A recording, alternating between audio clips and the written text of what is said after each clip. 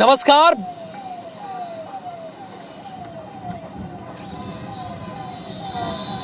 बहुत स्वागत है आपका IBC 24 के अतुल्य कुंभ के इस बुलेटिन में। मैं हूं आपके साथ राहुल सौमित्र और आज IBC 24 का स्टूडियो कक्षप द्वार से ठीक पास में बना है और ये आप जो मेरे पीछे देख रहे हैं झूसी का पुल है, जहां से पूरा महाकुंभ को आप देख सकते हैं, अपनी आंखों में कैद कर सकते हैं। तो जैसा कि आप जानते हैं कि अतुल्य महाकुंभ में हम आपको रोजाना नई स्टोरीज से अवगत कराते हैं कि कौन सी नई स्टोरीज है महाकुंभ से जुड़ी हुई। तो आज हम आपको किन्नर अखाड़ा के बारे में बताएंगे। यहाँ पर कुल आपको बता दें कि 10,000 किन्नर यहाँ पर आए हुए हैं और 26 महामंडलेश्वर हैं इसमें, और 7 देशों से ये आए हुए हैं। इनके अखाड़ों की क्या मान्यता है और इनके बारे में विस्तार से हमारे संवाददाता अविनाश पाठक आपको बता रहे हैं। पहली रिपोर्ट हमारी देखिए आप।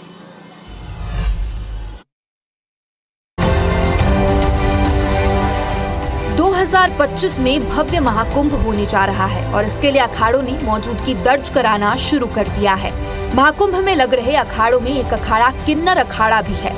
जूना अखाड़े से संबंध रखने वाले इस किन्नर अखाड़े में महाकुंभ के लिए बड़ी संख्या में किन्नर समुदाय के लोग पहुंच रहे हैं। इनमें से कुछ ऐसे हैं जिन्होंने दीक्षा ले ली है और कुछ ऐसे हैं जिनकी महाकुंभ के दौरान दीक्षा होगी।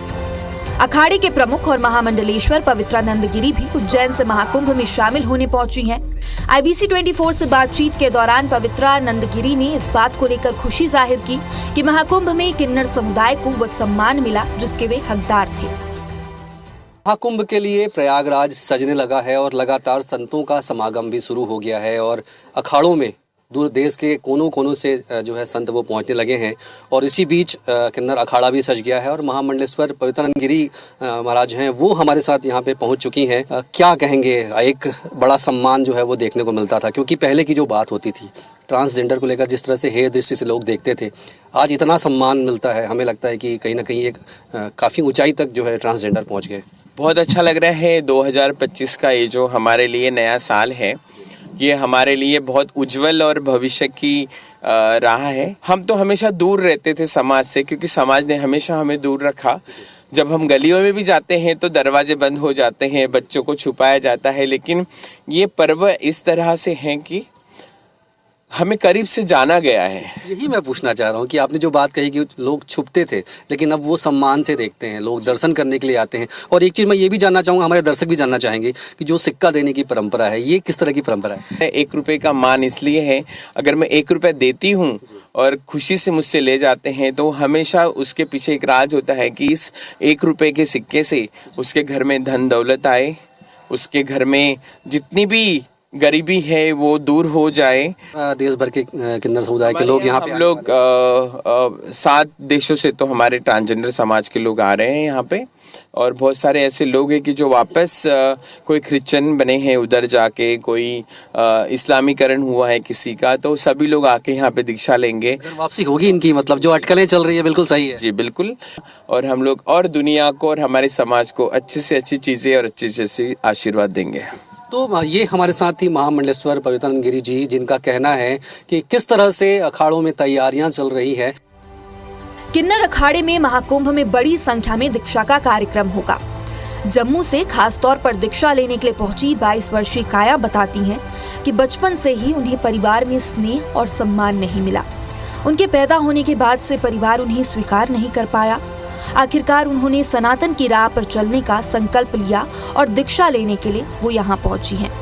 वे कहती हैं कि परिवार ने अनुमति नहीं दी, इससे कोई फर्क नहीं पड़ता, वे दीक्षा ले रही हैं और इसके बाद पूरा जीवन सनातन को समर्पित होगा।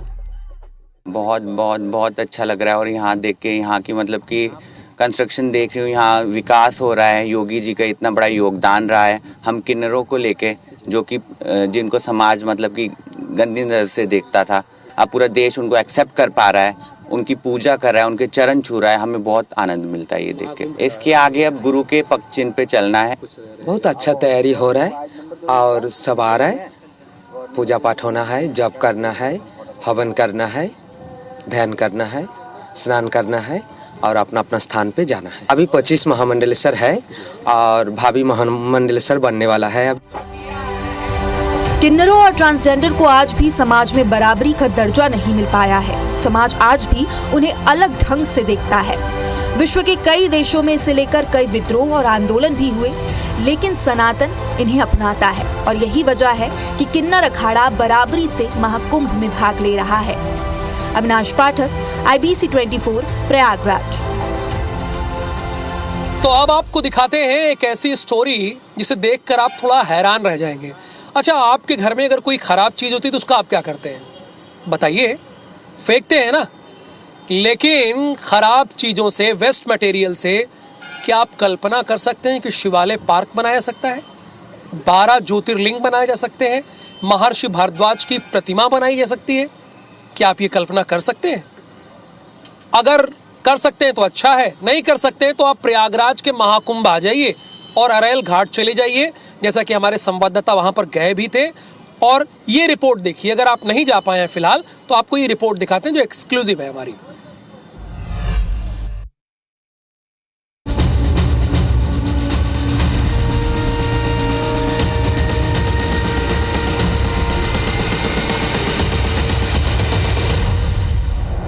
वेस्ट मटेरियल से बना पार्क, कबाड़ से मिला अनोखे पार्क को आकार। एक साथ 12 ज्योतिर्लिंग के कर सकेंगे दर्शन। आस्था की नगरी में शिवालय पार्क है तैयार।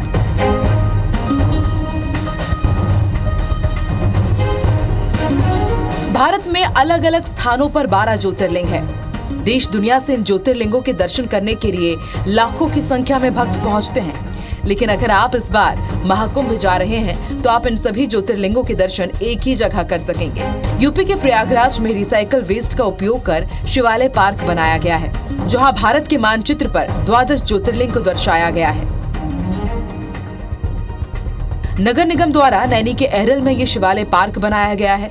महाकुंभ में आने वाले श्रद्धालुओं को इस भारत के नक्शे वाले शिवालय पार्क में देश के प्रमुख शिव मंदिरों के दर्शन होंगे। ये शिवालय पार्क महादेव को समर्पित है। पार्क का निर्माण 10 एकड़ में किया गया है और उस पार्क की लागत है 17 करोड़ रुपए। तो ये हम लोगों ने एक वेस्ट टू आर्ट का एक नया कॉन्सेप्ट पकड़ा, जो कि काफी अच्छा और सक्सेसफुल प्रोजेक्ट रहा ये। और इसमें आप देख पा रहे हैं, इसमें टोटल 22 मॉन्यूमेंट है, जिसमें से 12 ज्योतिर्लिंग है, 4 धाम है, कैलाश है, नंदी है, त्रिशूल है, समुद्र मंथन है और भी काफी सारी चीजें होंगी इसमें, जो कि आप एंजॉय कर पाओगे इसमें। शिवालय पार्क बेहद भव्य और खूबसूरत है, जो भारतीय मंदिरों और पुराणों की महिमा और कारीगरी को दर्शाता है। 10 एकड़ के क्षेत्र में फैला ये पार्क विविधताओं से भरपूर है, जिसमें कला, प्रकृति और मनोरंजन का संगम देखने को मिलेगा। महाकुंभ की शोभा बढ़ाने के लिए बना ये पार्क 17 करोड़ रुपए की लागत से तैयार किया गया है। शिवालय पार्क को भारत के मैप के आकार में डिजाइन किया गया है, जिसमें सभी प्रमुख मंदिर उनके मूल स्थानों पर ही बनाए गए हैं। इसे श्रद्धालु तीर्थ यात्रा का अनुभव कर सकेंगे। पार्क में तुलसी वन और संजीवनी वन भी बनाया गया है। इसके अलावा पार्क के अंदर फूड कोर्ट और रेस्टोरेंट भी है। यहाँ लोगों का आना भी शुरू हो गया है। लोगों के मुताबिक ये बहुत ही अच्छा कॉन्सेप्ट है, जिसमें धर्म के साथ मनोरंजन का भी ध्यान रखा गया है। वेस्ट मटेरियल से बनाया गया है, तो काफ़ी अच्छी चीज़ है कि जो हमारे वेस्ट मटेरियल्स होते हैं उसको एक तरह से रिसाइकिल करने की काफ़ी अच्छी चीज़ बनाई गई है यहाँ पर। बहुत दिनों से इंतज़ार था कि महाकुंभ आ रहा है, महाकुंभ आ रहा है, और देख करके मन में बहुत ज़्यादा ही उत्साह है। और मैं तो एक गर्व महसूस कर रही हूँ। मैं प्रयागराज की वासी हूँ। इलाहाबाद में घूमने के लिए जो थोड़े बहुत पार्क थे घूमने टहलने के लिए, उससे सभी बोर हो चुके थे, तो अभी काफ़ी ज़्यादा अच्छा है।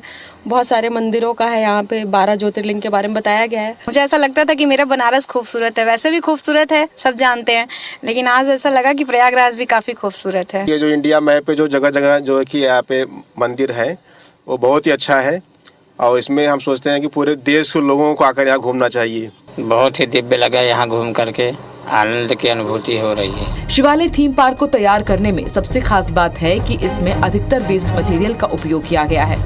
इसके निर्माण कार्य में जुटी कंपनी जेटेक इंडिया लिमिटेड के पास ही 3 साल तक इसके रखरखाव की जिम्मेदारी है। शिवालय पार्क में 12 ज्योतिर्लिंग की यदि बात की जाए तो यहाँ आपको दर्शन होंगे सोमनाथ मंदिर, मल्लिकार्जुन स्वामी मंदिर, महाकालेश्वर मंदिर, ओमकारेश्वर मंदिर, बैद्यनाथ धाम, भीमाशंकर मंदिर, रामनाथ स्वामी मंदिर, नागेश्वर मंदिर, काशी विश्वनाथ, त्र्यंबकेश्वर मंदिर, केदारनाथ मंदिर और घृणेश्वर मंदिर, ये 12 ज्योतिर्लिंग यहाँ पर तैयार किए गए हैं। इसके अलावा यहाँ हिमाचल प्रदेश का बैजनाथ मंदिर, काठमांडू नेपाल का पशुपतिनाथ मंदिर, ओडिशा भुवनेश्वर का लिंगराज मंदिर, आंध्र प्रदेश लेपाक्षी वीरभद्र मंदिर, तमिलनाडु महाबलीपुरम का शोर मंदिर, इन प्रमुख शिव मंदिरों के दर्शन भी श्रद्धालु एक ही जगह कर सकेंगे। सृष्टि पांडे के साथ ब्यूरो रिपोर्ट IBC 24। तो अच्छा, तो आपने शिवालय पार्क की स्टोरी तो देखी हमारी, और देखा आपने कितना अद्भुत और बेहतरीन पार्क ये बनकर तैयार हो गया है। बस आइए आप यहाँ पर घूमिए। अब आपको एक बाबा से मिलवाते हैं जो रुद्राक्ष वाले बाबा के नाम से मशहूर हैं, पूरे कुंभ नहीं देश में भी मशहूर हैं। इन्हें रुद्राक्ष वाले बाबा क्यों कहा जाता है, क्या है इनकी मान्यता, इनके पीछे की क्या कहानी है, वो आपको दिखाते हैं।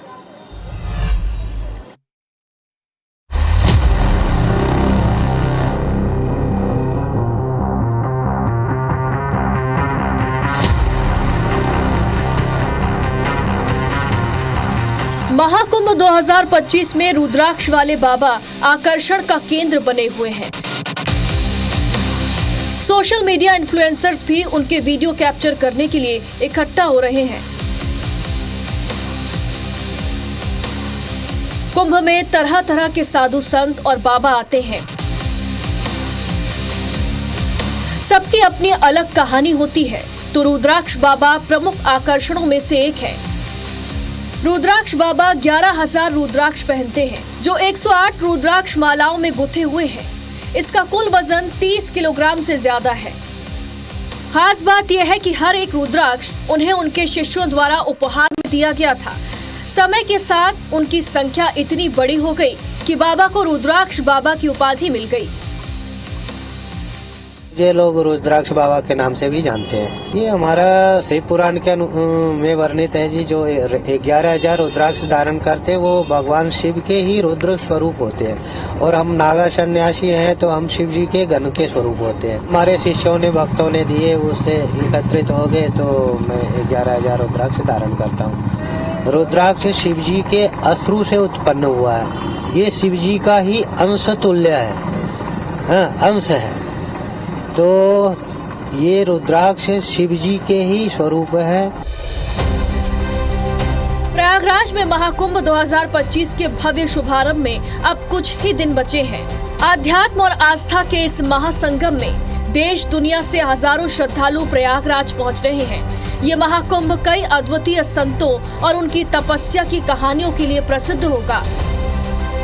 इस दिव्य समागम में आस्था, भक्ति और आध्यात्मिकता की अद्भुत कहानियां सामने आ रही हैं। रुद्राक्ष बाबा, थार वाले बाबा, चाबी वाले बाबा, एम्बेसडर बाबा जैसे कई बाबा इस महाकुंभ मेले में तीर्थ यात्रियों के बीच खास आकर्षण होंगे। IBC 24 के लिए कुंभ डेस्क की रिपोर्ट। देखिए, सभी ये मनोकामना लेकर आते हैं कि जब वो प्रयागराज के महाकुंभ में आए तो गंगा का पवित्र स्नान कर सके। तो स्वच्छ, निर्मल, अविरल बहने वाली गंगा का जो धारा है उसे और भी मेंटेन किया गया है, जिससे आप यहाँ आसानी से आ सकें और यहाँ पर स्नान कर सकें और मोक्ष और जो भी आपकी पुण्य की कामना है वो प्राप्त कर सके। हमारे संवाददाता ने आपके लिए एक स्टोरी तैयार की है, बड़ी बेहतरीन स्टोरी है, इसे जरूर देखिए आप।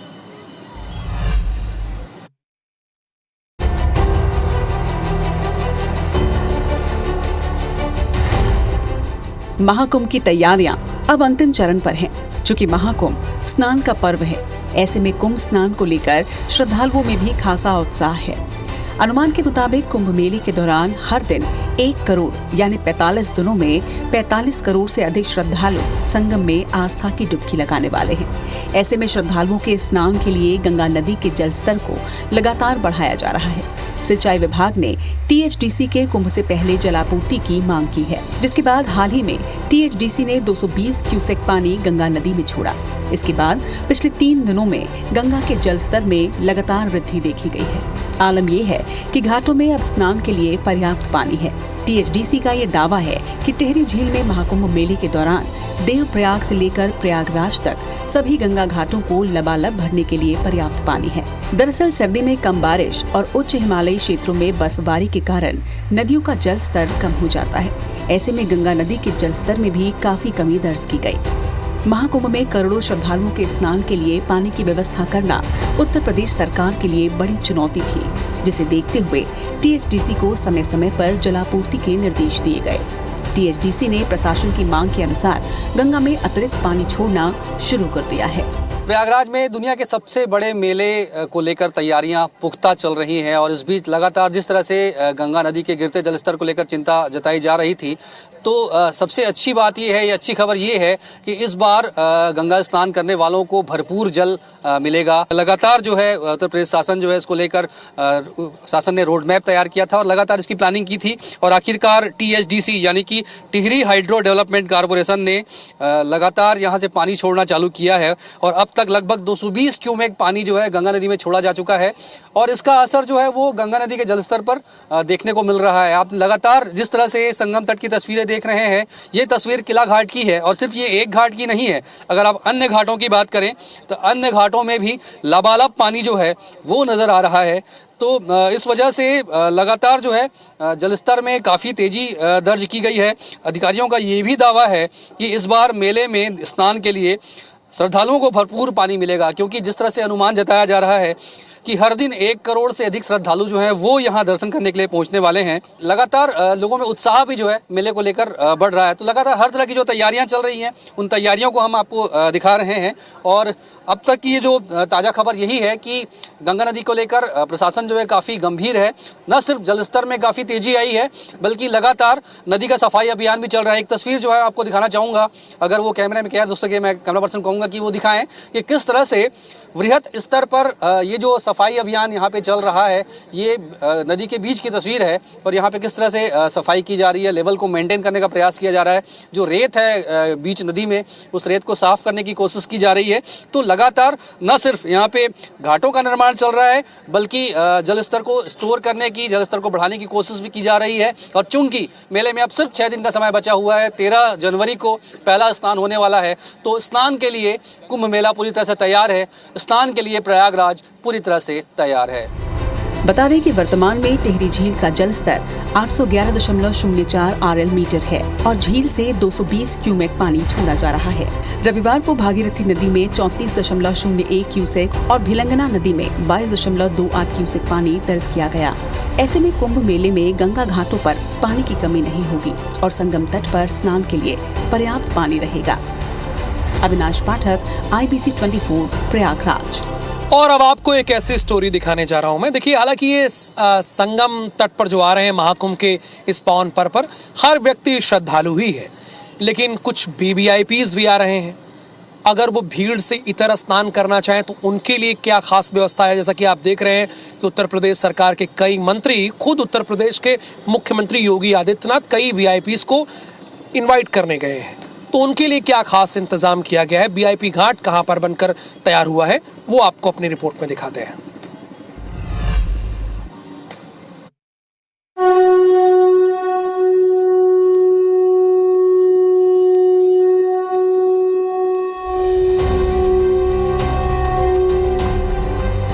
जनवरी 2025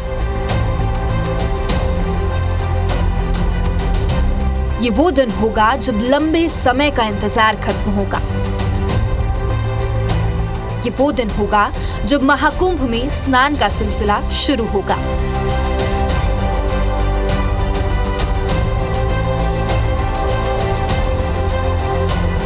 पैंतालीस दिन तक चलने वाले इस महाकुंभ में देश दुनिया से करोड़ों की संख्या में श्रद्धालु आस्था की डुबकी लगाने आएंगे।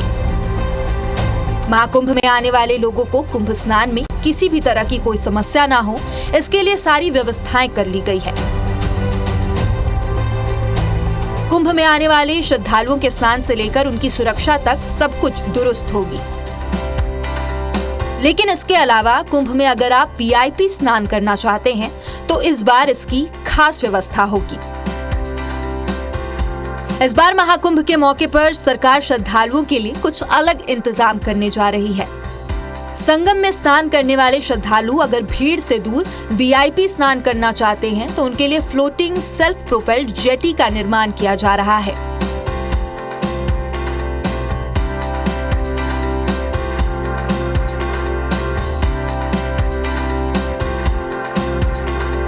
फ्लोटिंग जेटीज और पॉन्टून्स बनाते हैं। We are providing floating solutions for Kumbh Mela, जिसमें डीप वाटर बैरिकेडिंग, ऐसी फ्लोटिंग जेटीज और चेंज रूम जेटीज हम प्रोवाइड कर रहे हैं। सेल्फ प्रोपेल्ड जेटी एक इनोवेटिव कॉन्सेप्ट है। अमूमन हम देखते हैं जेटी बोट पे चढ़ने और उतरने के लिए लगाई जाती है। हमने उसमें इनोवेशन करके अब उसमें इंजन फिट कर दिया। जैसे आप बोट्स में इंजन देखते हैं, वैसे जेटी में भी इंजन लगाया है और अब आपको ये इंजन बोट की तरह ये जेटी चलेगी पानी में। हाइड्रोस्टैटिक पॉइंट ऑफ व्यू से तो ये सेफ है और पीछे OBM लगा हुआ है और डबल लेयर है, इसलिए स्पीड उतना ज़्यादा नहीं मिलेगा, लेकिन at least for 30 people it is safe. Varanasi की दासन कुमार कंपनी को VVIP जेटी बनाने की जिम्मेदारी दी गई है। अरेल में ये काम तेजी से चल रहा है और इसके पूरा हो जाने से कुंभ में आने वाले श्रद्धालु अलग से VIP स्नान कर सकेंगे। Bureau report IBC 24। जहां तमाम लोग स्टूडियो से बुलेटिन कर रहे हैं, वहां इस भीषण ठंड में जब ओस की बूंदें गिर रही है, IBC 24 आपके लिए लाइव बुलेटिन महाकुंभ परिक्षेत्र से कर रहा है।